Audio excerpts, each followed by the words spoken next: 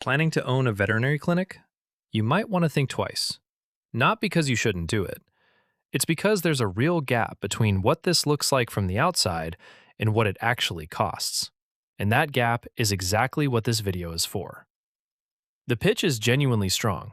71% of American households own a pet. The market's growing at nearly 9% a year, and a well-run clinic can produce real, healthy margins. Here's the part almost nobody explains, though. Right now, private equity is actively buying up veterinary practices across the country, using a strategy with a real name: multiple arbitrage. Buy individual clinics at a lower valuation, combine them into one larger platform, then sell that whole platform at a meaningfully higher multiple than any single clinic could command alone.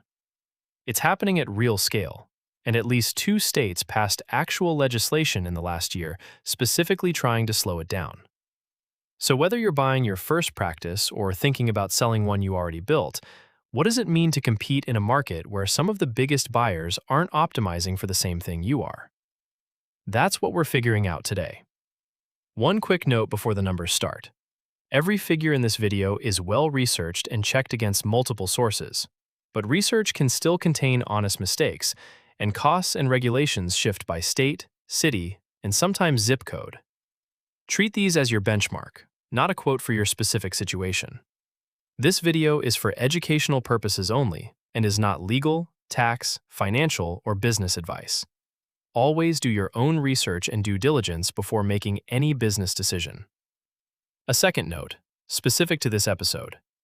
Corporate practice of medicine laws and rules around who can own a veterinary practice vary significantly by state and are actively changing. Verify your specific state's current rules directly, ideally with an attorney, before making any decision based on this video. The first cost, the one where the buyer determines the number as much as the practice does. The exact same clinic is worth a different amount depending on who's writing the check.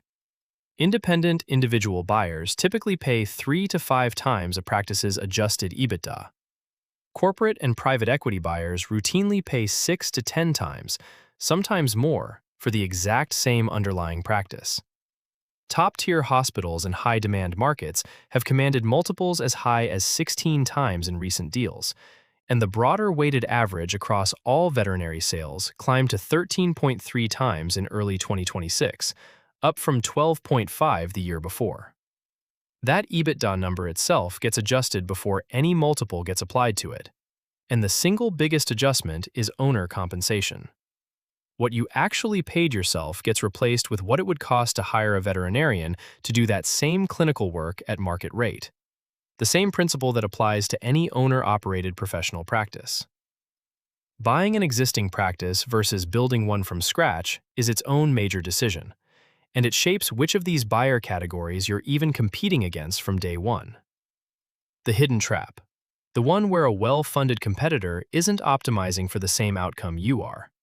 Private equity isn't buying your clinic to run it forever. It's buying it to sell the platform it becomes part of. Here's exactly how the strategy works. A private equity firm buys several individual practices, each at that lower 6 to 10 times multiple.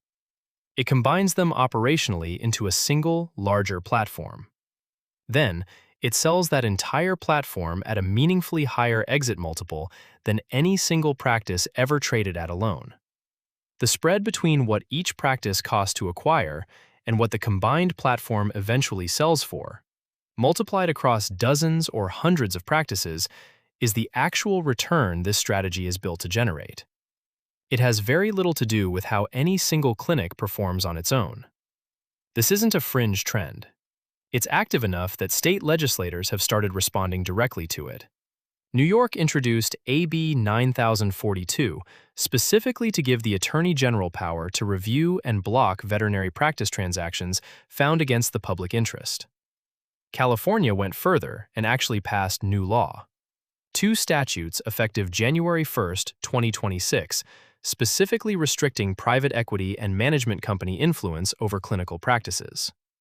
For an independent owner, this cuts 2 ways depending on which side of a transaction you're on. As a seller, tight supply and aggressive buyer competition currently puts a real floor under valuations. As a buyer competing to acquire your first practice, you're sometimes bidding against platforms with access to far more capital than you have, and a completely different reason for wanting the deal. The real engine, the one that determines which side of that multiple gap you land on, buyers aren't just pricing your revenue, they're pricing how fragile it is. So, in a market this shaped by outside capital, what actually determines whether a practice commands the higher end of these multiples? Revenue quality and operational redundancy, not just the top line number. A practice where the owner is the only veterinarian with no associate coverage and no reliable relief plan carries real fragility in a buyer's eyes. One extended absence and the entire revenue base is exposed. That risk gets priced directly into the multiple a buyer's willing to offer. Doctor retention matters just as much.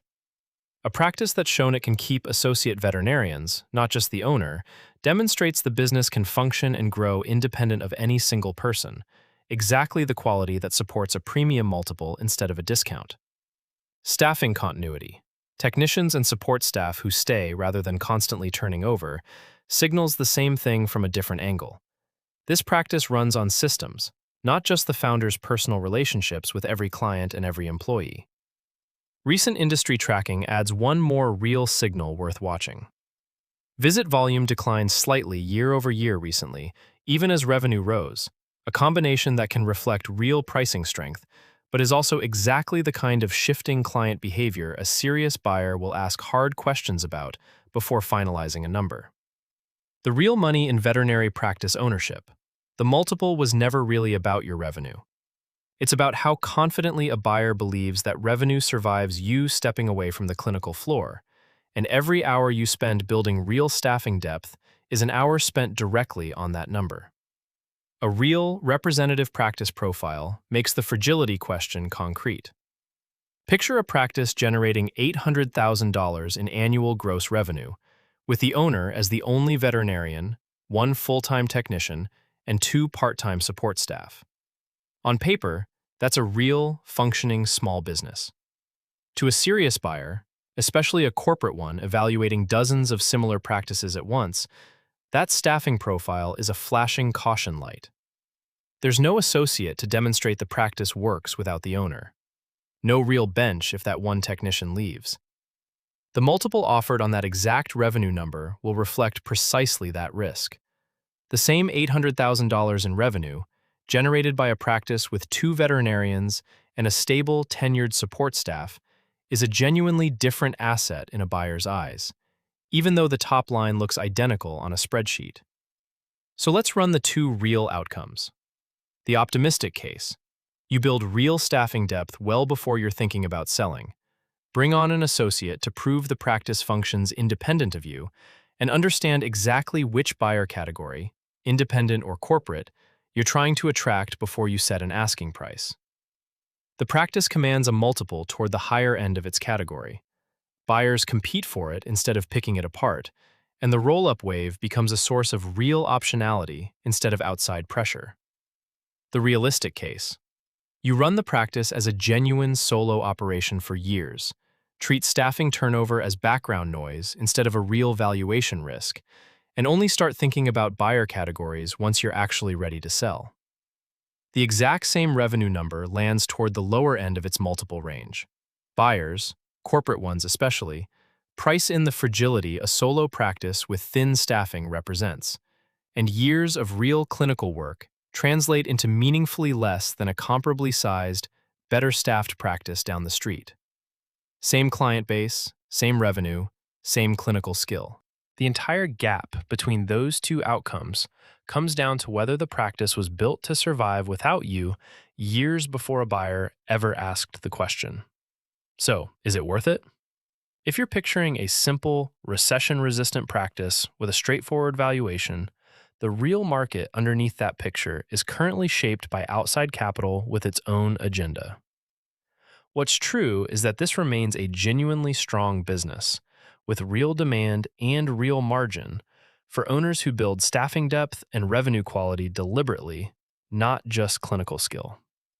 For someone willing to treat associate retention and staffing redundancy as seriously as any other business on this channel treats its central operating number, this can be a genuinely valuable, sellable asset.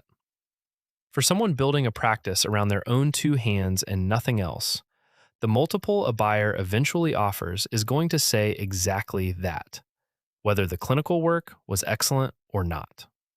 Last reminder, corporate practice of medicine laws and ownership rules vary by state and are actively changing. This is not legal or financial advice. Consult an attorney and a financial advisor before making any decision based on this video. Remember this, the stethoscope was never what a buyer was pricing. Whether the practice keeps working without you holding it was.